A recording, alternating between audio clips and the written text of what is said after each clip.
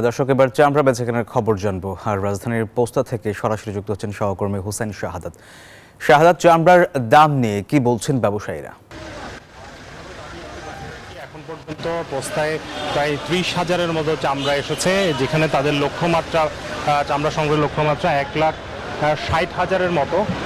কিন্তু তারা বলছেন যে 1,60,000-এর যেই লক্ষ্যমাত্রা সেটি এবার পূরণ হবে না। খুব সবকিছু মিলিয়ে হয়তো আগামী 2 দিনে সব মিলে 1 লাখের মতো তারা চামড়া সংগ্রহের আশা করছেন। দাম নিয়ে আপনি খবরে এরই মধ্যে জানিয়েছেন যে সরকার নির্ধারিত দামেই বিক্রি হচ্ছে, কাছাকাছি দামে। এবং প্রতিটি চামড়া, লবণ ছাড়া যে চামড়া, সেটি 900-950 টাকা পর্যন্ত বিক্রি হচ্ছে, যেটি আসলে লবণ লাগানোর পরে সেটির দাম কিন্তু 1200 টাকার কাছাকাছি পড়বে। তবে যারা বিক্রি করছেন ফরিয়া ব্যবসায়ীরা, তাদের কিছুটা অভিযোগ রয়েছে যে তারা তাদের প্রাপ্য দাম অর্থাৎ ন্যায্য দাম তারা পাচ্ছে না। তবে অন্যান্য বারের চেয়ে যে অভিযোগ সেটি কিন্তু খুব বেশি না।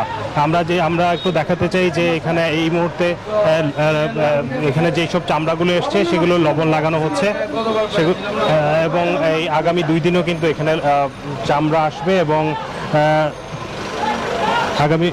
আগামী 2 দিনও এখানে লবণযুক্ত চামড়া আসবে। এবং ব্যবসায়ীরা বলছেন যে যদি ঠিকমতো লবণ লাগানো হয় তাহলে তারা চামড়ার ভালো দাম পাবেন।